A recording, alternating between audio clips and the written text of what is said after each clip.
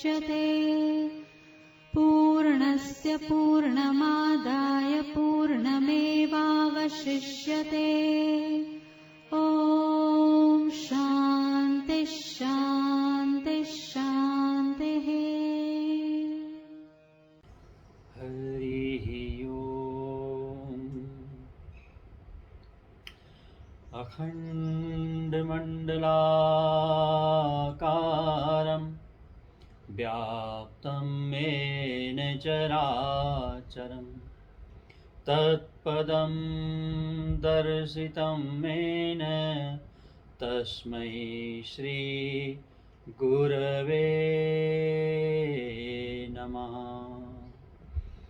ॐ सहनाववतु सहनौ भुनक्तु सह वीर्यं करवावहै तेजस्विनावधीतमस्तु मा विद्विषावहै। वसुदेवसुतं देवं कंसचारूढमर्दनं देवकी परमानन्दं कृष्णं वन्दे जगद्गुरुम्। वंशी विभूषितकरान्नवनीरदाभात् पीताम्बरातरुणबिम्बफलाधरोष्ठात् पूर्णेन्दुसुन्दरमुखात् अरविन्दनेत्रात् कृष्णात् परं किमपि तत्त्वमहं न जाने। सर्वमङ्गलमाङ्गल्ये शिवे सर्वार्थसाधिके शरण्ये त्र्यम्बके गौरी नारायणी नमोऽस्तुते। गुरुर्ब्रह्मा गुरुर्विष्णु गुरुर्देवो महेश्वरा गुरुः साक्षात् परब्रह्म तस्मै श्री गुरवे नमः। तस्मै श्री गुरवे नमः। बोलिए सच्चिदानंद घन भगवान की जय। आइए प्रेम से भगवान के सुंदर नाम का स्मरण करें।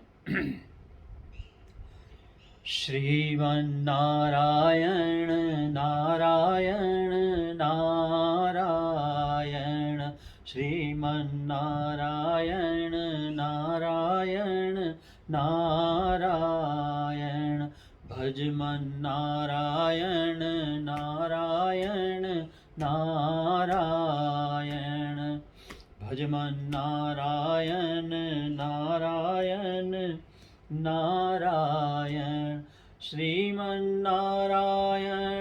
नारायण नारायण श्रीमन्नारायण नारायण नारायण भजमन्नारायण नारायण नारायण भजमन्नारायण नारायण नारायण सत्यनारायण नारायण नारायण सत्य नारायण नारायण नारायण सत्यनारायण नारायण नारायण सत्यनारायण नारायण नारायण श्रीमन्नारायण नारायण नारायण भजमन्नारायण नारायण नारायण। बद्री नारायण नारायण नारायण। बद्री नारायण नारायण नारायण। श्रीमन्नारायण नारायण नारायण। श्रीमन्नारायण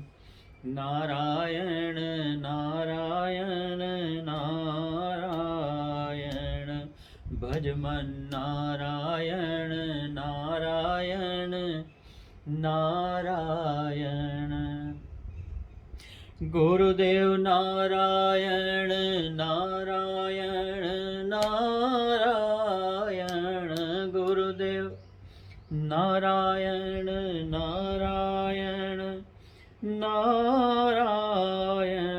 गुरुदेव नारायण नारायण नारायण। श्रीमन्नारायण नारायण नारायण। श्रीमन्नारायण नारायण नारायण। भजमन्नारायण नारायण नारायण। सब जग नारायण नारायण नारायण। सब जग नारायण नारायण नारायण। सब जग नारायण नारायण नारायण। सब जग नारायण नारायण नारायण। श्रीमन्नारायण नारायण नारायण। भजमन्नारायण नारायण नारायण। जप मन नारायण नारायण नारायण। रट मन नारायण नारायण नारायण। भज मन नारायण नारायण नारायण। श्रीमन्नारायण नारायण नारायण। श्रीमन्नारायण नारायण नारायण। श्रीमन्नारायण नारायण नारायण। भज मन नारायण नारायण नारायण। श्रीमन्नारायण नारायण नारायण। बोलिए सच्चिदानंद घन भगवान की जय। कृष्ण कन्हैया लाल की जय। राजा रामचंद्र भगवान की जय। उमापति महादेव की जय। जगज्जननी अम्बे माता की जय। सद्गुरुदेव भगवान की जय। अखंड कोटि ब्रह्मांड नायक सर्व जगत नियंता परम सत्ताधारी घटघटवासी भक्त वत्सल परमात्मा परमेश्वर आत्मस्वरूप परमात्मा स्वरूप भक्त वृंद परम हर्षोल्लास आनंद का विषय हम आप श्री प्रेमपुरी आश्रम ट्रस्ट की ओर से जो स्थायी प्रवृत्ति प्रातःकालीन प्रवचन श्रृंखला अनवरत चलने वाली है उसका आनंद ले रहे हैं। धन्यवाद है प्रेमपुरी आश्रम के ट्रस्टियों को और महाराज श्री को बारंबार स्मरण करते हुए स्वामी श्री प्रेमपुरी जी महाराज जिनके संकल्प और जिनके जो है पूर्ण संकल्प का प्रभाव ही है कि इतना सुंदर प्रेमपुरी सत्संग मंडल हमको प्राप्त हुआ है और तरह तरह की प्रवृत्तियाँ स्वाध्याय चिंतन माला व्याख्यान माला ना जाने कितनी प्रवृत्तियाँ महाराज आनंददायक ऐसा परम ब्रह्म पुरुषोत्तम को ना इस भयंकर जीवन काल में याद दिलाने के लिए इस भयावह जीवन में याद दिलाने के लिए कि हमारा मनुष्य शरीर का लक्ष्य कुछ और है, तो बारंबार महापुरुषों के चरणों में नमन। तो हमारा जो विषय आज तृतीय दिवस में हम लोग प्रवेश कर चुके हैं, और आइए सबसे पहले नियम के अनुसार ब्रह्माष्टमी माला स्वामी श्री प्रेमपुरी जी महाराज के द्वारा रचित जो पाठ होता है 5 श्लोकों का, लेकिन यहाँ पर हमने एक श्लोक और उसका अर्थ, क्योंकि अर्थ ज़्यादा माने रखता है, तो आज जो है तीसरे श्लोक का हम लोग पाठ करेंगे और उसके बाद जो है उसके अर्थ को धारण करेंगे। अहम ब्रह्म मम ब्रह्म महद् ब्रह्मा महत् तथा इदं ब्रह्मानिदं ब्रह्म सर्वं ब्रह्मास्मि सर्वदा। ब्रह्म मेरा है, अरे मैं ही ब्रह्म हूँ। महत् जो कुछ स्थूल है वह ब्रह्म है, और अहमत जो कुछ सूक्ष्म है वह भी ब्रह्म है।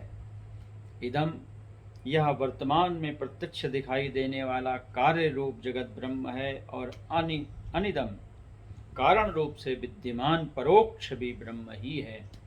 इस प्रकार सब कुछ ब्रह्म है और मैं भी सब तरह से ब्रह्म हूँ।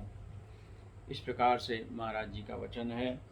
तो आइए, हमारा जो विषय अभय पद को प्राप्त करने के लिए सुखदेव जी बैठे हुए हैं, राजा परीक्षित बैठे हुए हैं, और सुखदेव जी जो है आसन जमा करके उपदेश करने के लिए बैठे हैं श्रीमद् भागवत का।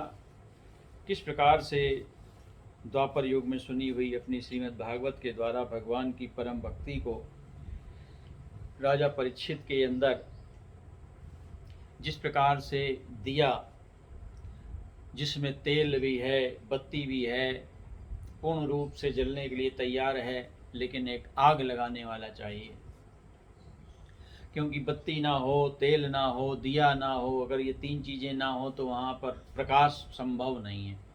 इसी प्रकार से जब योग्य शिष्य प्रकट होता है तो उसके लिए योग्य गुरु, है ना, जिसको कहते हैं आग या माचिस कहें या कोई भी माध्यम मान लें, तो एक माध्यम होता है जो उस दिए में प्रकाश को प्रज्वलित करता है।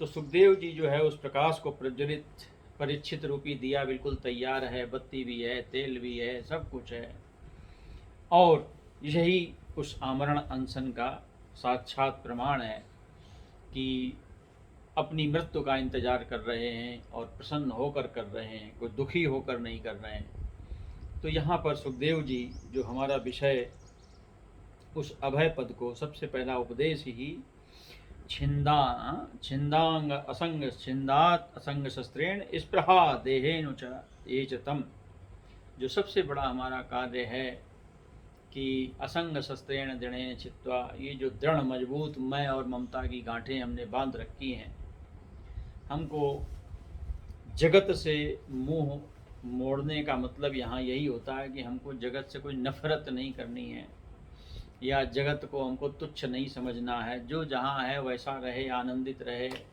जो भोगों को भोग रहा हो उस भोगों को भोगे, जो नदी में डूब रहा वो नदी में डूबे, जो आसमान में चढ़ रहा है वो आसमान में चढ़े, हमारा किसी से क्या लेना देना। सब अपने अपने कार्य में महाराज लगे हुए हैं। तो जो भगवान का भक्त है, जो अपनी राह को पाने वाला भक्त है, उसको तो महाराज अपनी ममता देखनी है कि हमने व्यर्थ की ममत्व की जो गांठें, सबसे पहला कार्य है महाराज, है ना, जिसकी मृत्यु म्रियमाणस्य सर्वथा, जो बिल्कुल मृत्यु के नज़दीक खड़ा है ना, क्योंकि अगले क्षण का हमको पता नहीं है, ये हमको मान के ही चलना है महाराज। अगले क्षण का हमको पता नहीं है और उस क्षण के लिए हमको तैयार करना है अपने आप को। तो ये वास्तविकता में कोई एक क्षण का काम नहीं है कि आप एकाएक बैठे और मन में वैराग्य आ गया और सबको आपने मन से हटा दिया, लेकिन उल्टा देखा जाता है। मृत्यु के समय मनुष्य को सारी दुनिया की बातें याद आती हैं, जो कभी याद नहीं आया वो सब याद आ जाता है। और बहुत से लोगों का तो अनुभव इस चीज़ को बताता है कि महाराज पूरा जीवन चक्र एक बार आँखों के सामने नाच जाता है, ये मृत्यु के समय की स्थिति होती है। तो इसलिए हमको निरंतर अभ्यास के द्वारा, यद्यपि ये म्रियमाणस्य सर्वथा यानी जो बिल्कुल मृत्यु के निकट है उसके लिए बताया गया, लेकिन जब आप अभय पद को प्राप्त करना चाहते हैं, क्योंकि जो सबसे बड़ी चीज़ है कि हमारे अंदर संसार की ममता की गांठें धीरे धीरे धीरे धीरे बंधती चली जाती है और हमको पता नहीं चलता। और इतने प्रेम से ये ममता हमको बांधती है कि हम कब फंस जाते हैं संसार में, हम ये समझ नहीं पाते हैं। और उस चीज़ को अपने हृदय में हम इतना पक्का कर लेते हैं कि उससे पीछा छुड़ाने का हमको कोई भी रास्ता दिखाई नहीं देता, अगर आपके जीवन में अध्यात्म नहीं है तो।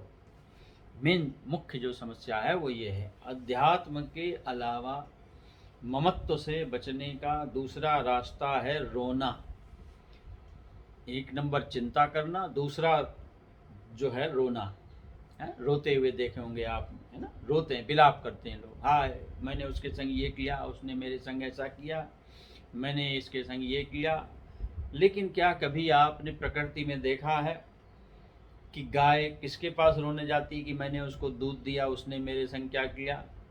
कभी भी नहीं। कोई भी पशु पक्षी जो है महाराज कहीं कोई कंप्लेंट करने नहीं जाता, दुखी होकर पड़ा रहेगा एक तरफ।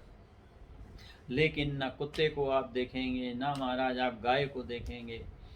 जैसी है, जहाँ है, जिस स्थिति में है उसी अवस्था को वो भोगती है। कष्ट मिले तो भूखा रहे, कहीं भी वो किसी के संग शिकायत करने नहीं जाती महाराज कि मैंने इसको इतना दूध दिया, उसने मुझे ना चारा खिलाया, ना पेट भरा, भूखा मार रहा है, कोई शिकायत नहीं। इसी प्रकार से ममत्व की गांठ को काटने के लिए कोई एक दिन में हम तैयार नहीं हो जाएंगे कि मृत्यु का समय आया और हम बैठ गए और फटाफट हमने वैराग्य धारण कर लिया और महाराज वैराग्य आ गया, ऐसा नहीं। ये तो नित्य निरंतर का अभ्यास बनाना पड़ेगा। नित्य प्रति जैसे हम रोज मरते हैं, है ना, और बिना मरे किसी को चैन नहीं आती इस दुनिया में, चाहे आस्तिक हो चाहे नास्तिक हो। और कितनी विचित्र बात है महाराज, जब तक आपको साउंड स्लीप, जिसको आप कहते हैं मेडिकल साइंस में, जब तक वो साउंड स्लीप महाराज आपको आ नहीं जाती, जब तक आपको गहन निद्रा आ नहीं जाती, यानी जब तक एक बार आप मर नहीं जाते, है ना, जिस स्थिति में आपको किसी भी चीज़ का होश नहीं रहता है, और उस स्थिति में कोई अगर आपको डिस्टर्ब कर दे, यानी अगर आपको कोई छेड़ दे, तो आपको भयंकर गुस्सा आ जाता है, क्योंकि आप उस समय बिल्कुल रिलैक्स, जिसको कहते हैं आनंदित अवस्था में थे। आपका जो शरीर था बिल्कुल आनंदित अवस्था में था, इसलिए उस अवस्था को आप छोड़ना नहीं चाहते हैं। और उसी को कहते हैं मुझे डिस्टर्ब मत करो। और डिस्टर्ब कर दिया महाराज, अगर किसी ने छेड़खानी कर दी, अगर किसी ने आपको असंतुलन की अवस्था में लाके खड़ा कर दिया, तो आपको अत्यधिक क्रोध आता है महाराज। तो नित्य प्रति जिस प्रकार से हर व्यक्ति बिना मरे चैन को प्राप्त नहीं होता। एक बार तो ये अलग बात है कि आँख खुल जाने के बाद हमको दुनिया दिखाई देने लगती है और हम अपने आप को आनंदित अनुभव करने लगते हैं कि हम जिंदा हैं, सब कुछ कार्यक्रम उसी तरीके से चलने लगता है। और उसके बाद कहते हैं बहुत बढ़िया नींद आई, है ना। बहुत बढ़िया नींद आई का मतलब ये है कि हाँ, जो हम थोड़ी देर के लिए मरे थे बहुत बढ़िया मरे थे, है ना। कहने में थोड़ा अजीब सा लगता है, लेकिन वास्तविक सत्य यही है, क्योंकि उस समय आपको दीन दुनिया का कुछ भी पता नहीं था। लेकिन यहाँ पर जो समस्या है वो अलग है। यहाँ पर उठने का मतलब नहीं है दोबारा, यहाँ तो मृत्यु का मतलब मृत्यु है, क्योंकि हम दूसरे को मरता हुआ देखते हैं कि ये दोबारा उठा ही नहीं, एक बार सो गया तो हमारा हाथ पैर सब सीधे हो गए। तो कहने का तात्पर्य यह है कि ऐसी अवस्था को समक्ष आने पर एक ही रास्ता है कि आनंदमय स्वरूप को प्राप्त कर लिया जाए। इसीलिए भगवान ने यहाँ पर जो है भगवान के नाम का संकीर्तन है, जो स्मरण चिंतन है, बार बार जो समझाना चाहते हैं, हरे नामानु कीर्तनम। तो हे राजन, बार बार भगवान का स्मरण, जो आनंदमय स्थिति है, उसको अगर मनुष्य प्राप्त हो जाए तो फिर उसके जीवन में किसी प्रकार से भय नहीं रहता। जो मृत्यु भय हमारे अंदर व्याप्त है, मैं मर जाऊंगा, हाय मैं समाप्त तो हो जाऊंगा, चाहे जितना वेदांत सुन लो, चाहे जितना सत्संग सुन लो महाराज, है ना, सब ये भय जो है अंदर भरा रहता है। अभी हम आपको सुनाएंगे। लेकिन जो अभय पद है, आनंदम ब्रह्मणो, 33 श्रुति में अगर आप जाएं, आपने सुना होगा, आनंदम ब्रह्मणो विद्वान ना विवेति कदाचनेति कुतश्चनेति, 2 बार कहा हमारा, है ना, 33 श्रुति में। वो कदाचित कभी भी और कुतश्चन किसी से भी और कभी भी भयभीत नहीं होता है। ये आनंद का प्रमाण है। जब हम वैराग्य परम वैराग्य अवस्था में आते हैं तो महाराज हमको जो आनंद की अवस्था प्राप्त होती है, फिर हमारे अंदर से जो सबसे बड़ी चीज़ निकल के चली जाती है उसका नाम है भय। संसार की तरफ आप जब भी देखेंगे इस संसार में भय के अलावा कुछ नहीं है, क्योंकि आपने देखा इस संसार में जितना बड़ा आदमी है उसको उतनी ज़्यादा सिक्योरिटी की ज़रूरत है। जितना ज़्यादा बड़ा है, जितना ज़्यादा उसके पास विशेषताएं हैं, उतनी ज़्यादा उसको सुरक्षा व्यवस्था चाहिए। और जिसके पास महाराज कुछ नहीं हो, निश्चिंत होकर सड़क में सो जाए, उसको कोई चिंता नहीं। आप यात्रा में जा रहे हैं, आपके पास 2 कपड़े हैं, खर्राटा मार के कहीं सो जाओ, रेलवे स्टेशन में सो जाओ, बस स्टैंड में सो जाओ, हवाई जहाज में सो जाओ। अब जिसके पास महाराज हाथ में 3 लाख रुपए की घड़ी हो, जिसके गले में महाराज जो है 10-20 लाख का हार पड़ा हो, तो फिर उसको महाराज चैन की नींद नहीं आती। उसको तो महाराज चिंता ही सताती रहेगी कि है मैं सो गया और मेरा कहीं कुछ चोरी हो गया। तो जो कहने का तात्पर्य है वो यहाँ पर ये है कि संसार में जितना ज़्यादा और जितनी धैर्य दृष्टि से आप संसार की ओर निहारेंगे, ये संसार भयभीत करेगा, खाने को दौड़ेगा। लेकिन जब आप इसी दृष्टि को मोड़कर उस मुस्कुराते हुए प्रभु की ओर, आत्म चैतन्य प्रभु की ओर मोड़ देंगे, तो वो जगमगाता हुआ दैदीप्यमान भगवान का चेहरा है ना, मधुर मधुर मुस्कुराहट वाला, वो आपके समक्ष जब आ जाता तो आप निश्चिंत हो जाते, चिंताएं समाप्त हो जाती, भय समाप्त हो जाता है ना।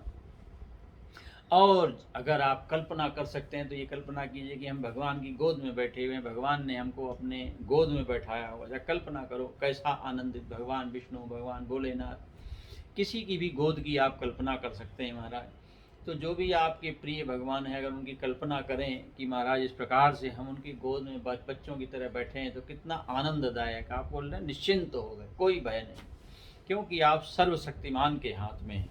तो वैराग्य का मतलब यही है कि हमारा ना विभेति कदाचनेति, ना विभेति कुतश्चनेति, कभी भी वो किसी से भी और कहीं भी भयभीत नहीं होता। किसी भी यानी परिस्थिति में वो ना यमराज को देख के भयभीत होता है, ना भूत प्रेत को देख के भयभीत होता है, ना विषम काल को देख के भयभीत होता है।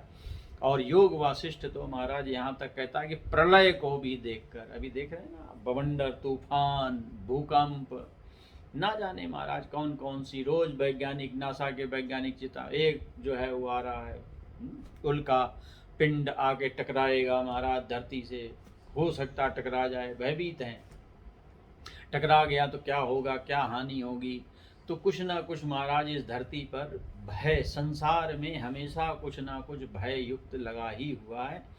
यहाँ पर भय रहित अवस्था है ही नहीं। तो भय रहित अवस्था कब है? जब आप स्वयं अनुभव करते हैं। इसलिए हमारी बात ना भी माने, जिस समय आप गहरी निद्रा में सो रहे होते हैं उस समय आपके अंदर कोई भय नहीं होता। दुनिया मर जाए, बिल्डिंग आपकी टूट जाए, गिर जाए, आप उस बिल्डिंग में दब के मर जाओ, आपको पता नहीं चलेगा, क्योंकि वहाँ पर भय नाम की चीज़ है ही नहीं। आप होश में ही नहीं थे महाराज। और भूकंप आया, देखा आपने, कितने कितने हजारों लाखों लोग बिल्डिंगों के अंदर दब के मर जाते हैं महाराज। जब भूकंप आदि आते हैं सोते हुए रात में, तो हजारों मृत्युएं हो जाती हैं। तो ये संसार है, लेकिन इसमें सबसे बड़ी विशेषता यही है कि अगर आपने जीते जी, इसी को जीवन मुक्त अवस्था कहा जाता महाराज। और यहाँ पर सुखदेव जी राजा परीक्षित को यही समझाना चाहते हैं कि एक अभ्यास हमारे जीवन का निरंतर होना चाहिए। इसी का नाम है साधना, कि धीरे धीरे अपने आप को अध्यात्म की ओर मोड़ने की कोशिश करो।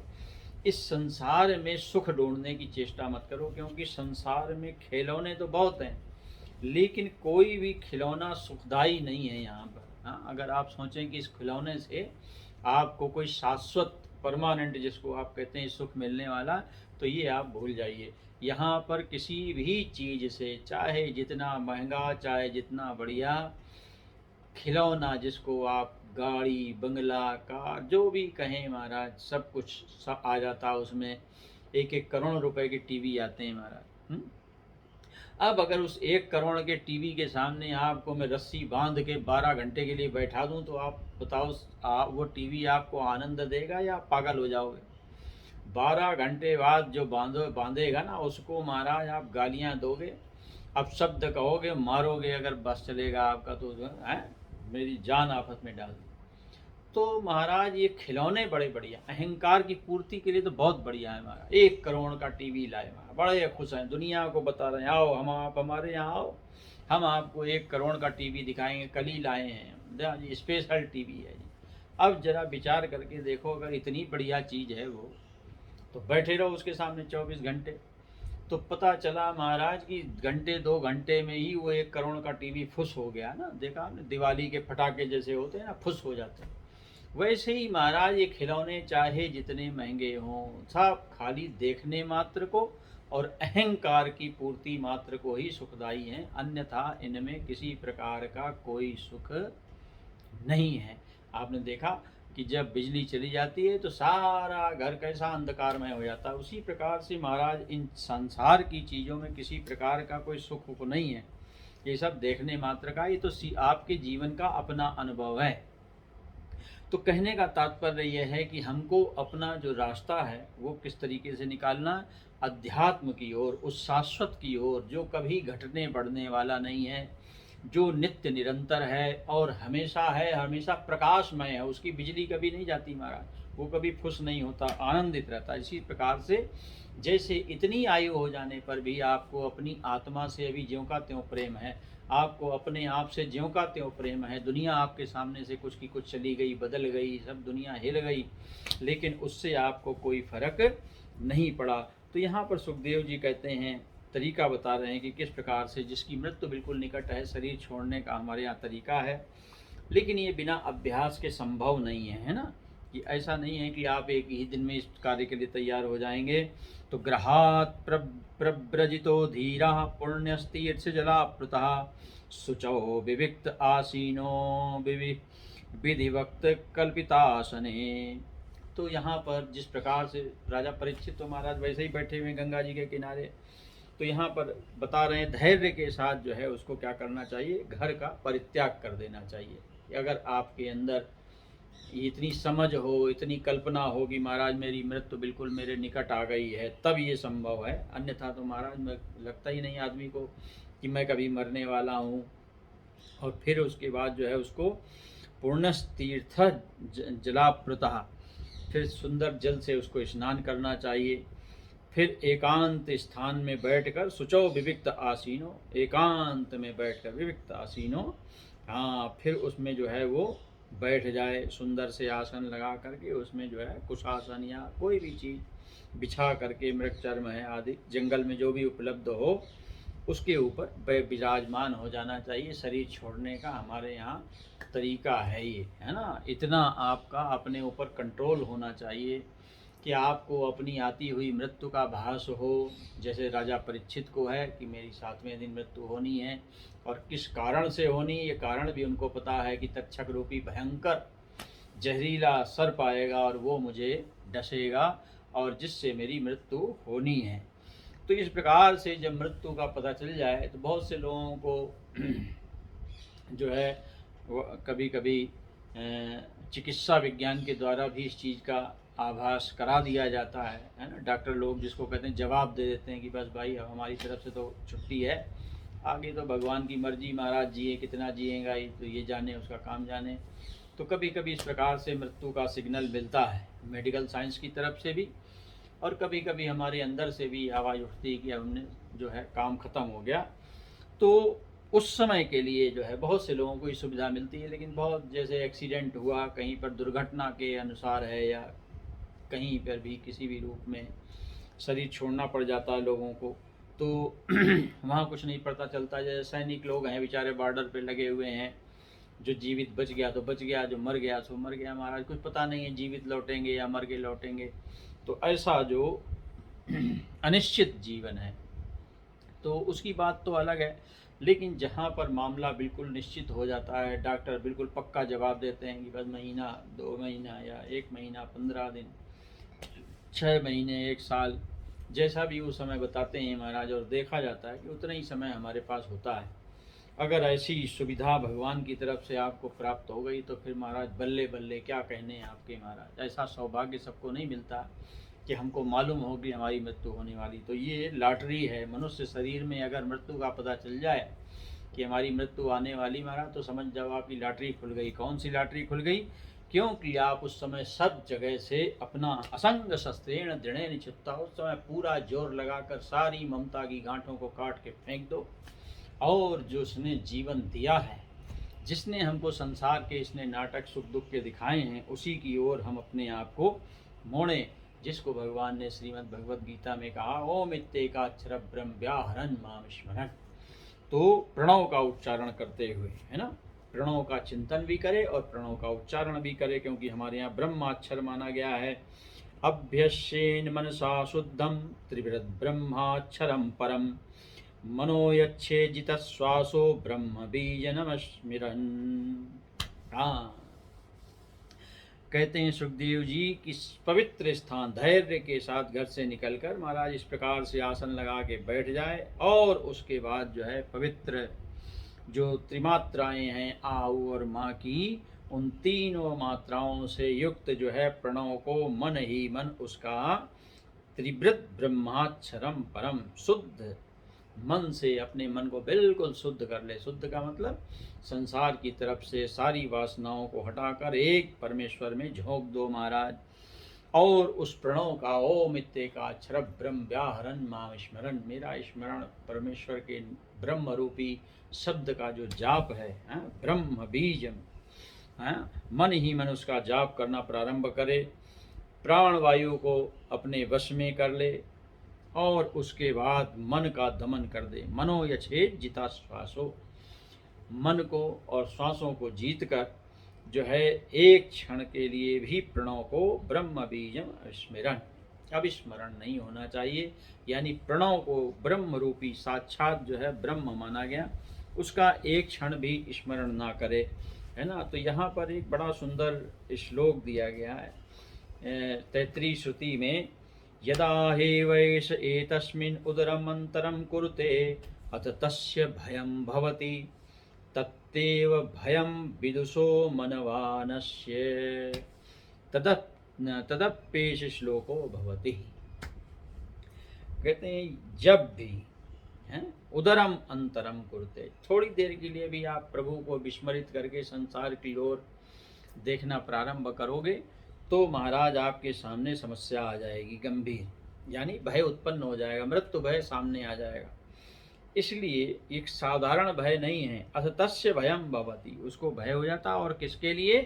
तत्तेव भयम विदुषो मनमानस्य, और वो भय केवल साधारण के लिए नहीं, बड़े बड़े विद्वान, बड़े बड़े मनस्वी साधक भी संसार की ओर जरा सा भी देखने पर भयभीत हो जाते हैं महाराज। साधारण की तो बात ही क्या की जाए, हाय मेरा क्या होगा, मेरे बच्चों का क्या होगा, संपत्ति का क्या होगा। संसार की ओर देखोगे तो ये सब याद आएगा। और जब उस परमेश्वर लहराते हुए आनंददायक परमेश्वर की ओर सागर की तरह जो लहरा रहा आनंद का, उसकी ओर निहारोगे तो महाराज कुछ नहीं, क्या हुआ बोले कुछ नहीं हुआ, मैं ज्यों की त्यों धर देनी चदरिया महाराज। ऐसे आनंददायक स्वरूप को प्राप्त हो जाओगे अगर आप परमेश्वर को जो है समझोगे। तो कहने का तात्पर्य ये है कि बुद्धि की सहायता से सबसे पहले तो प्रणव को आधार बनाकर ओम इत्येकाक्षर ब्रह्म, उस श्रुति की भाषा में जो है प्रणवो धनु सर्वो ह्यात्मा ब्रह्मता लक्ष्य मुच्यते अप्रमत्तेन वेदव्यम सर्वतन्नमयो भवे। जिस प्रकार से तीर अपने जो है लक्ष्य में बिंद कर एक हो जाता है, उसी प्रकार से ये जो है इस मृत्यु रूपी संसार सागर को पार करना है। क्योंकि संसार सागर का पार होने का मतलब ये है कि मृत्यु से पार होना, और उसी की ये सारी कहानी यहाँ चल रही है ना। साधारण आदमी इन्हीं परिस्थितियों से भयभीत होता है और ज्ञानवान को इन स्थितियों में भय नहीं होता, जो हमारा सत्संग का मुख्य लक्ष्य है। अगर सत्संगी होने के बाद, सत्संग करने के बाद और उस पर भी वेदांत है ना। साधारण भक्तों को मृत्यु भय नहीं होता महाराज, जो केवल मंदिर आते जाते हैं और जीवन भर वेदांत सुनने के बाद, अपने परम स्वरूप का चिंतन सुनने के बाद भी अगर भय, मृत्यु भय अगर सता रहा है, तो हमसे बड़ा मूर्ख कौन होगा। इस बात को आपको समझ लेना चाहिए, है ना। तो मृत्यु से आज तक कोई बचा नहीं, क्या ऋषि क्या मनीषी, स्वयं भगवान लीला पुरुषोत्तम को अपने विग्रह का परित्याग करना पड़ता है महाराज। इस बात को आपको समझ लेना चाहिए।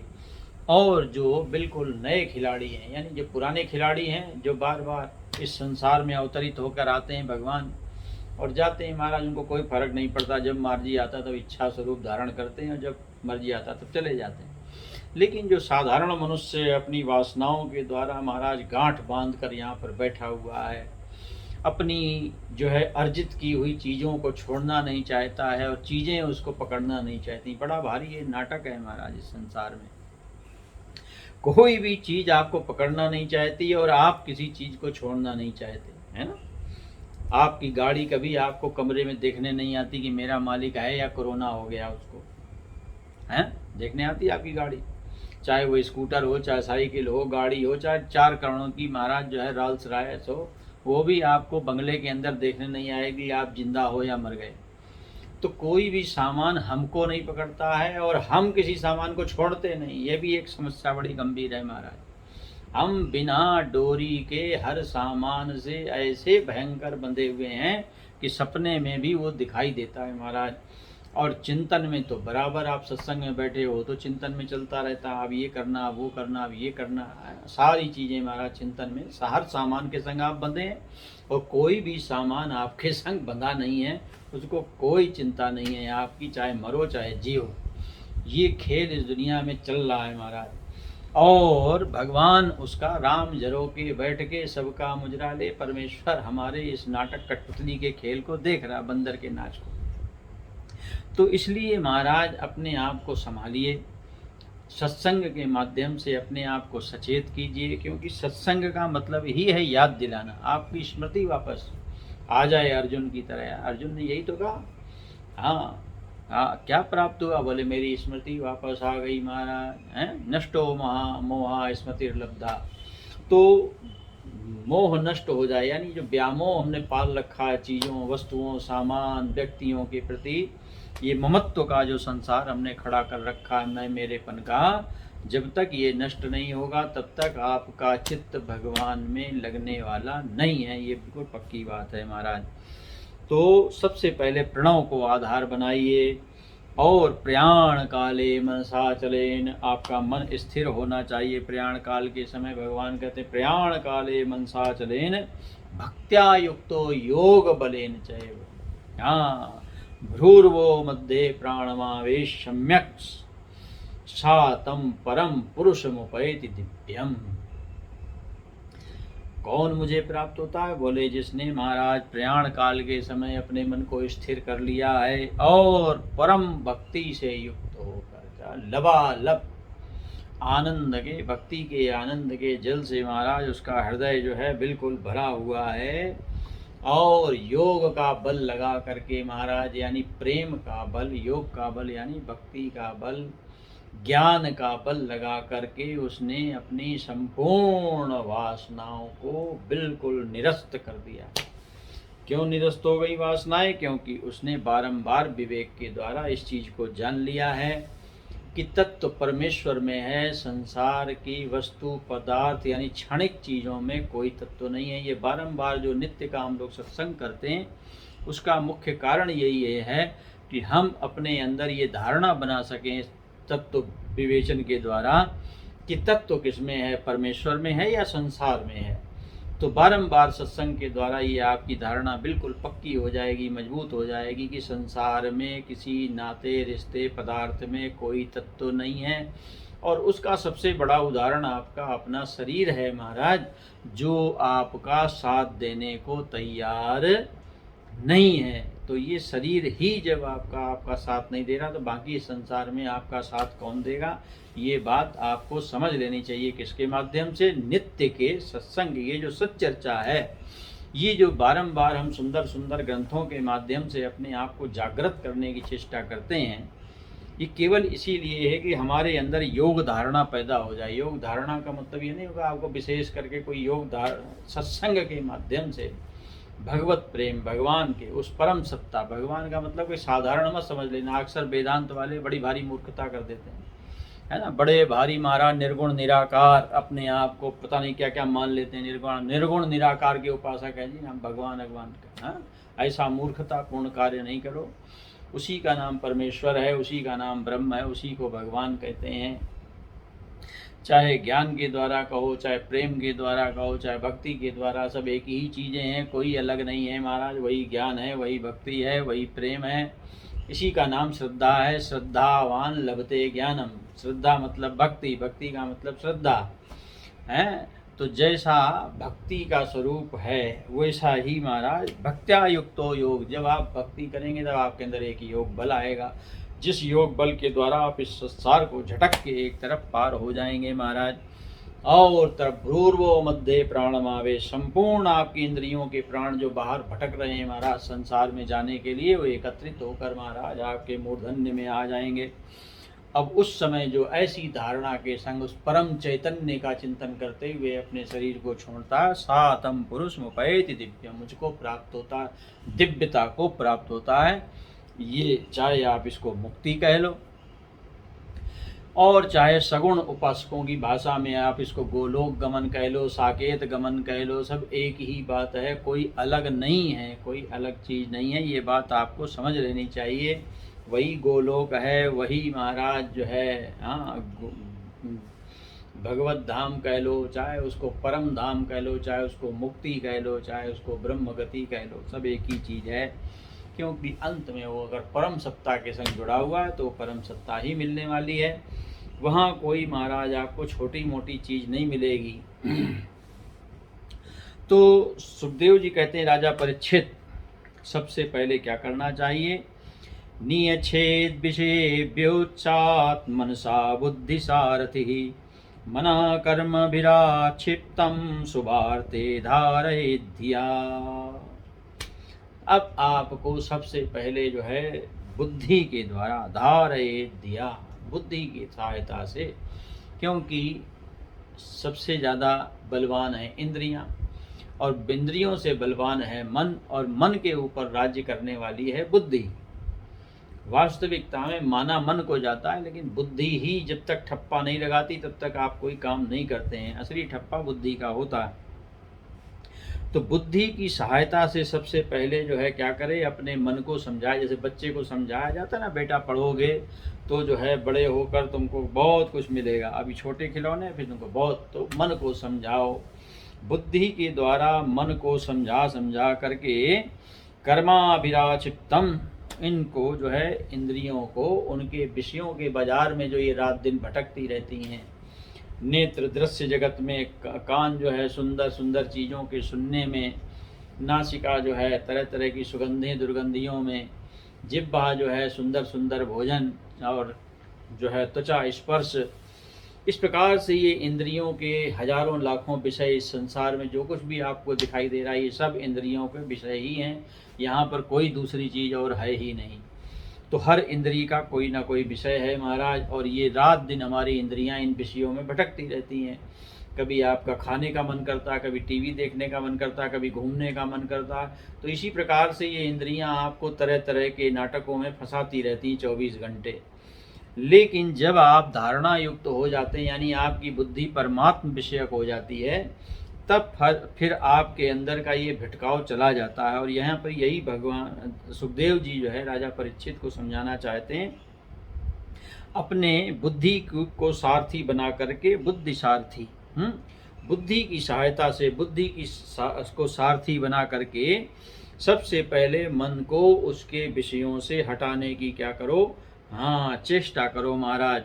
और फिर जो है कर्म की वासनाएं जो हैं, हाँ, जो हमारे कर्म की, जो तरह तरह के हमने कर्म किए हैं शुभ अशुभ, उनकी तरह तरह की हमारे अंदर वासनाएं यानी इच्छाएं जो जागृत हुई हैं, उसमें जो फंसा हुआ चंचल हमारा मन है, हाँ, मनः कर्मा विराक्षिप्तम शुभार्थे धारयेत् धिया।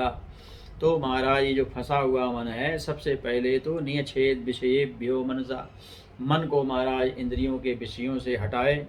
फिर उसके बाद जो है अपनी वासनाओं के ऊपर आप निगाह डालेंगे तो लाखों करोड़ों वासनाएं, इच्छाओं का एक सागर दिखाई देगा जो आपने अपने कर्मों के द्वारा तैयार की हैं। और उसमें हमारा मन बार बार चंचल मन जा के भटक रहा है महाराज, है ना। आखिरी तक व्यक्ति से पूछो कुछ खाने का मन है, चाहे उसकी जिह्वा में कोई स्वाद हो या ना हो, चाहे उसके पास शरीर में कोई चलने की शक्ति हो या ना हो, निगलने की शक्ति हो ना, लेकिन फिर भी उसका कुछ खाने का मन करता है महाराज। तो ऐसा ये विचित्र मन है हमारा, इंद्रियों के संग भटकता हुआ वासनाओं के कारण। इसको जो है क्या करना चाहिए, क्या कहते हैं महाराज, शुभार्थे धारयेत् दिया। इसको जो है पहले तो बुद्धि की सहायता से इतना सारा काम करे, उसके बाद जो है पूर्णतया मंगलमय रूप प्रभु का जो सुंदर है उसमें जो है लगा देना चाहिए। शुभार्थे धारयेत् दिया, ये जो सुंदर बुद्धि को जो है भगवान में पूर्णतया लगा दे, उसमें डुबो दे, भगवान में डुबाने की चेष्टा करे। जो मन विषयों के संग, वासनाओं के संग मिल करके इंद्रियों के बाजार में, इंद्रियों का बाजार कौन सा है, विषय, ये जितना भी आपको संसार दिखाई दे रहा है उसमें आपके नाते रिश्ते सब शामिल हैं महाराज। ये जो नातेदारी रिश्तेदारी आपको दिखाई दे रही है ये सब विषय ही हैं आपके मन के। तो जो कुछ भी आपको आँखों से दिखाई दे रहा है ये सब विषय है। विषय कोई अलग चीज़ नहीं है कि महाराज की एक इंद्रिय का कोई अलग विषय होगा। जो कुछ भी आपको संसार में दिखाई दे रहा है सब के सब ये इंद्रियों के विषय हैं, इसी में ये संसार घूमता है महाराज। तो ये 10 इंद्रियां जो हैं, 10 इंद्रियों में 5 आपकी ज्ञान इंद्रियां हैं जो आपकी कर्म इंद्रियों को प्रेरित करती हैं, और फिर उसके बाद ये कर्म इंद्रियां जो हैं आपको तरह तरह के संसार के स्वादों को दिलाने का कार्य करने की चेष्टा करती बेचारी। हालांकि इनमें अपनी कोई शक्ति है नहीं। अगर आपकी आँखों में पट्टी बांध दी जाए और आपके हाथ में महाराज बहुत सारे नोट दे दिए जाएं और आपसे पूछा जाए कि पता लगाओ कि तुम्हारे हाथ में रुपया है, डॉलर है, पाउंड है, क्या है, तो महाराज आपका हाथ नहीं देख सकता, ये खाली गिन सकता है बेचारा। ये गिन तो लेगा कि हमारे पास कितने हैं, लेकिन आँखों के बगैर इसको कुछ भी वो दिखाई देने वाला नहीं है जब तक इसको बताया ना जाए। तो इस प्रकार से ये हमारा जो कर्म इंद्रियों का व्यापार है ये महाराज कुछ भी जानती नहीं है। इनको तो प्रेरित कर दिया जाता है, बेचारी लग जाती हैं, हाथ नोट गिनने लगता, पैर चलने लगते हैं। इसी प्रकार से महाराज जो है हमारी संपूर्ण कर्म इंद्रियां लगी रहती, लेकिन प्रेरित करने वाली ये जो 5 इंद्रियां आपके चेहरे के ऊपर लगी हुई हैं महाराज, ये बारंबार आपको प्रेरित कर करके इस संसार में ले जाती हैं, और यही हमारी वासनाओं का एक बड़ा भारी भंडार तैयार हो जाता है। यहाँ पर राजा परीक्षित से सुखदेव जी कहते हैं, नियच्छेद विषयेभ्यो छात मनसा बुद्धि सारथी, बुद्धि को सारथी बना करके सबसे पहले मन के अंदर से जो है उसकी जो है विषयों का जो बाजार है वहाँ से हटाए, और उसके बाद जो है मना कर्म विराक्षिप्तम, जो है उसके बाद जो कर्म के द्वारा हमने वासनाएं इकट्ठी की हैं वहाँ से मन को जो है संपूर्ण वासनाओं को हटा करके मन को रोक दे और सीधे परमेश्वर के चरणों में लगा दे। तो फिर महाराज क्या होगा, स्थिर चित्त से भगवान के श्री विग्रह में किसी एक अंग का चिंतन करना प्रारंभ करें। ये हमारे यहाँ साधारण, बिल्कुल साधारण मनुष्य, ABCD इसको कहते हैं। जिसके अंदर प्रेम है उसको तो महाराज कुछ समझाने की जरूरत ही नहीं है, लेकिन जिसके अंदर कुछ है नहीं, खोखला है, बार बार संसार में ही तत्व देखने की चेष्टा करता है, उसके लिए बात अलग है। तत्र एकावयं ध्यायेत् युच्छिन्नेन चेतसः मनो निर्विषयं युक्त्वा तथा किंचन न स्मरेत् पदम तत्परम विष्णोर्मनो यत्र प्रसीदति।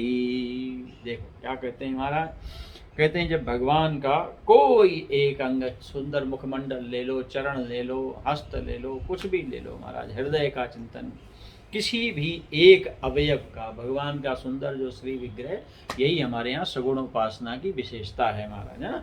क्योंकि निर्गुण निराकार ब्रह्म आपको दिखाई नहीं देता, उसकी आप धारणा बना नहीं सकते, तो सगुण साकार में उसकी कल्पना की जाती है। जैसे आपको जल पीने के लिए एक आधार चाहिए, चाहे आप हाथ को ही जोड़कर चुल्लू बनाएं तो चुल्लू भर पानी में डूब जाओ, तो चुल्लू बनाए तो एक आधार चाहिए। जल पीने के लिए महाराज आपको एक आधार चाहिए।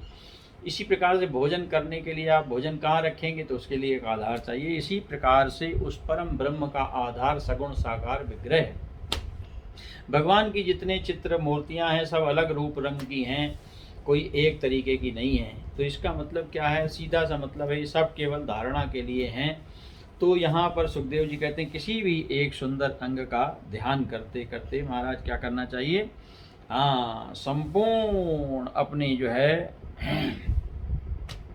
विषय वासना, असली चीज जो यहाँ पर हम फंसे हुए हैं, हमारे जो विषय और वासनाओं के द्वारा, इच्छाओं के द्वारा जिन जिन विषयों में हम फंसे हुए हैं, उसको जो है पूर्णतया मन को शांत करके मनो निर्विषयम युक्ता तथा किंचन न स्मरेत, ऐसी अवस्था में आकर के फिर आपको जहाँ पर कुछ भी सोचना नहीं है ना, देखो बिल्कुल सोचने वाला काम नहीं रह जाता, बिल्कुल एक तल्लीन कर देने वाली अवस्था कहलाती है।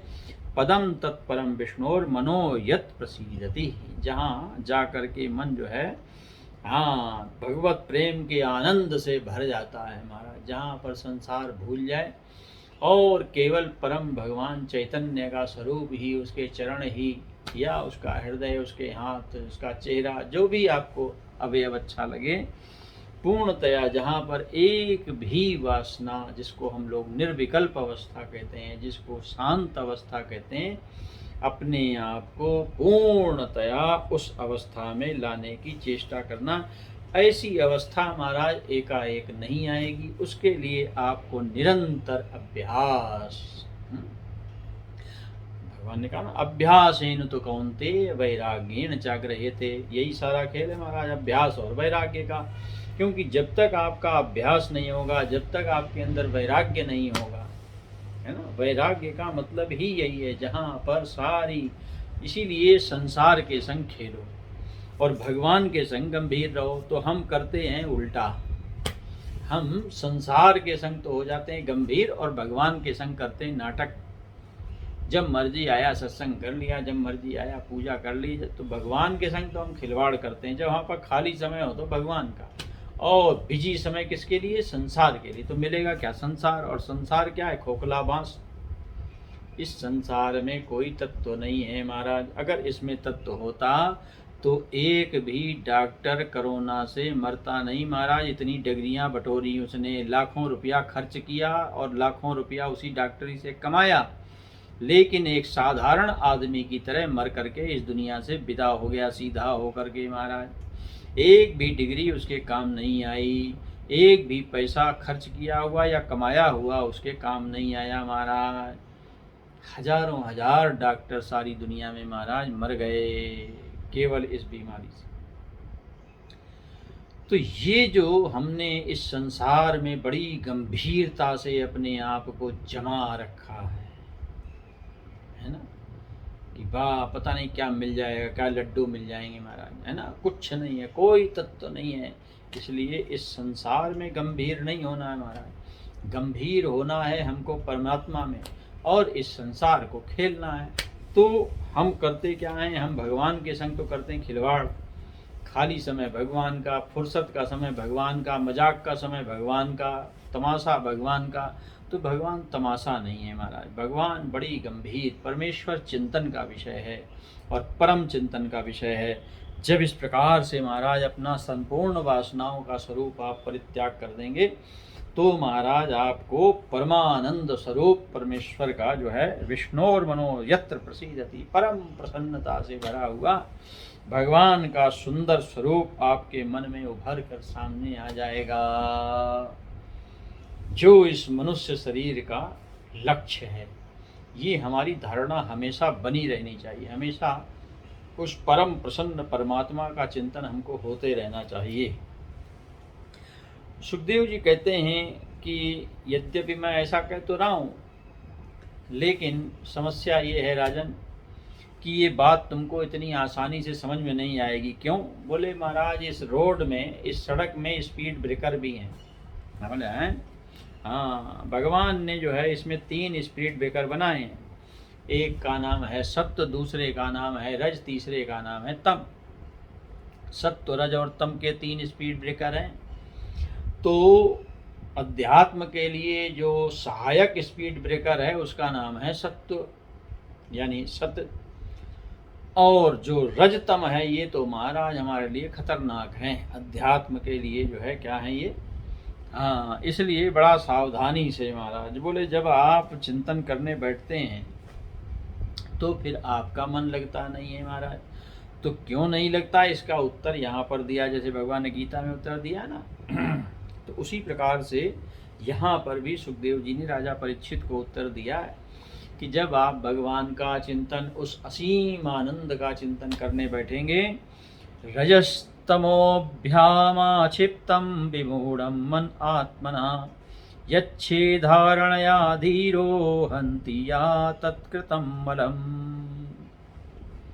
सुखदेव जी कहते हैं रजा परीक्षित, यदि भगवान का ध्यान करते समय, हाँ क्या होगा, रज और तम, रजोगुण और तमोगुण, रजोगुण से विक्षिप्तता, तमोगुण से मूढ़ता अगर हो रही है, रजस्तमोभ्याक्षिप्तम विमूढ़ा मन आत्मना, अगर विक्षिप्तता और मूढ़ता मन में आ रही है ना, विक्षिप्त हो रहा, बोले मन नहीं लग रहा है भगवान के चिंतन में, आज अध्यात्म में, आज सत्संग में मन नहीं लग रहा। क्यों नहीं लग रहा?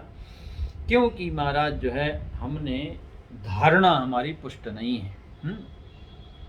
तो सुखदेव जी कहते हैं ऐसा होने पर घबराना नहीं चाहिए। हम मान लेते हैं कि भाई हमारे काम का नहीं है जी, हमारा मन नहीं लगता। बोले ये हाथ पैर छोड़ देने से नहीं होता है ना। एक बात बताइए जरा, एक जो सैनिक भर्ती होने गया, क्या वो घर से निशानेबाजी सीख के गया? विचार करने वाली बात है। जो घर से व्यक्ति गया है, 20 साल का लड़का, 19 साल का लड़का मिलिट्री में भर्ती होने, वो महाराज घर से निशानेबाजी सीख के नहीं, वो तो बंदूक ही उसको वहाँ पर दिखाई गई है महाराज। जब वो मिलिट्री के कैंप में पहुँचा, जब उसको बंदूक मिली, धीरे धीरे प्रैक्टिस करते करते करते करते महाराज निशानेबाज बन गया महाराज। अब वो 1-1 किलोमीटर 2-2 किलोमीटर का निशाना साध लेता है ना। जो अपना टारगेट है उसको वो प्राप्त कर लेता है उस निशाने के माध्यम से। तो धैर्य के साथ योग धारणा के द्वारा अपने मन को जब धीरे धीरे आप योग धारणा के द्वारा समझाने की, हाँ यच्छे धारणया धीरो हन्ति या तत्कृतं बलम्, क्योंकि धारणा जो है क्या करती है, इन सारे मलों को समाप्त कर देती है। रज और तम रूपी जो स्पीड ब्रेकर है ना, जैसे वहाँ पर स्पीड धीमी कर ली जाती है। स्पीड ब्रेकर का मतलब यही है कि उसको धीमा कर लो, तो धीमा कर लेंगे तो आप आराम से पार हो जाएंगे। अगर वहाँ पे तेज़ी से भागेंगे तो महाराज फिर सब गड़बड़ हो जाएगा। उसी प्रकार से यहाँ पर भी स्थिति है ना। यहाँ पर सुखदेव जी इसीलिए समझाना चाहते हैं कि राजन, जब हम अक्सर जब बैठते हैं भगवान के चिंतन में तो हमारा एकांत में मन नहीं लगता, मन भागता है, कोई मिले कोई बातचीत हो, तो ये सब चीज़ें काम नहीं। एकांत में अभ्यास करना चाहिए बैठने का, और उसका परिणाम होगा कि पहले आपके अंदर जो है आवेश आएगा रज का और तम का, लेकिन धीरे धीरे महाराज आपके अंदर जब आप धारणा आपकी पुष्ट होगी तो महाराज ये दोनों मल, जिस प्रकार से साबुन जो है कपड़े को साफ कर देता है, उसी प्रकार से महाराज ये धारणा स्थिर हो जाने पर योगी जो है क्या करता है, यश्याम संधार्यमाणाय योगिनो भक्ति रक्षणः आसु संपद्यते योग आश्रयम मद्रभीक्षतः। तो धारणा स्थित हो जाने पर ध्यान में जब योगी अपने परम आश्रय मंगलमय स्वरूप को महाराज देखता है तो तुरंत उसको जो है परम भक्ति योग यानी परमेश्वर से मिलन की अवस्था प्राप्त होती है। यानी घबराने की किसी भी स्थिति में ज़रूरत नहीं है। शुभ अशुभ पाप पुण्य के संपूर्ण भावों का परित्याग कर दो और अपने मन को भगवान में। तो वहाँ पर उस राजा परीक्षित ने पूछा, महाराज ये धारणा क्या चीज़ है ना, धारणा क्या होता है, धारणा किस तरीके से जिससे हमारे जो है ये तम और रज रूपी मल जो है निकले, फिर उसके बाद सत्व निकले। जब सत्व रज तम तीनों निकल जाएंगे तब परमानंद की प्राप्ति होती है। तो इसकी चर्चा हम लोग कल करेंगे। आइए जरा देखिए क्या कहता है भजन। रघुवर से प्रीत लगा धीरे धीरे, रघुवर से प्रीत लगा धीरे धीरे, विषय वासना को मिटा धीरे धीरे। शनै पंथा शनै कंथा, धीरे धीरे अभ्यास के द्वारा, है ना। अभ्यासेन तु कौन्तेय वैराग्येण च गृह्यते, रघुवर से प्रीति लगा धीरे धीरे, विषय वासना को हटा धीरे धीरे, विषय वासना को मिटा धीरे धीरे। अंधेरा मिटा कर हृदय साफ कर ले, अंधेरा मिटा कर हृदय साफ कर ले, सुखद प्रेम ज्योति जगा धीरे धीरे, सुखद प्रेम ज्योति जगा धीरे धीरे, रघुवर से प्रीति लगा धीरे धीरे, रघुवर से प्रीति लगा धीरे धीरे। लूटा करके बैठा है सर्वस्व अपना, अपने आप को हमने मिटा दिया इस संसार के लिए, और इस संसार ने हमको अपनाया नहीं।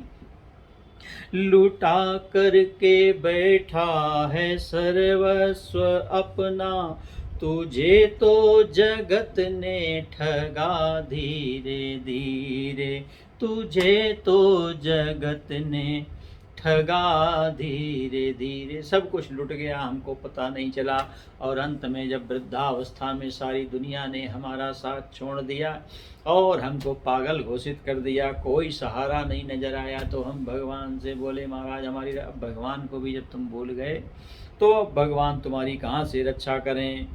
लूटा करके बैठा है सर्वस्व अपना, तुझे तो जगत ने ठगा धीरे धीरे, रघुवर से प्रीति लगा धीरे धीरे, रघुवर से प्रीति लगा धीरे धीरे।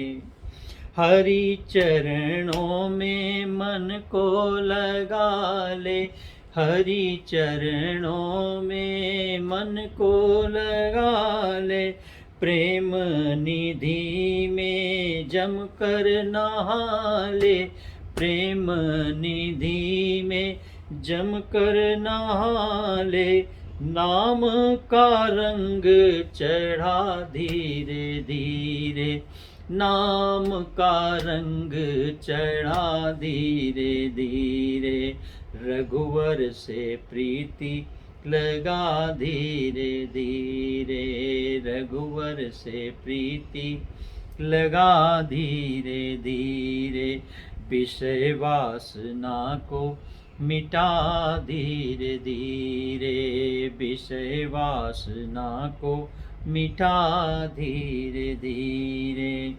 तो अपने आप को इस जगत के हाथों में मत बेचें, इस जगत के हाथों में अपने मनुष्य जिसको हम कहते हैं आनंद का स्रोत, ऐसे मनुष्य शरीर से प्राप्त जो आनंद का स्रोत है उसको ना बिकने दें, ना जाने दें हाथ से।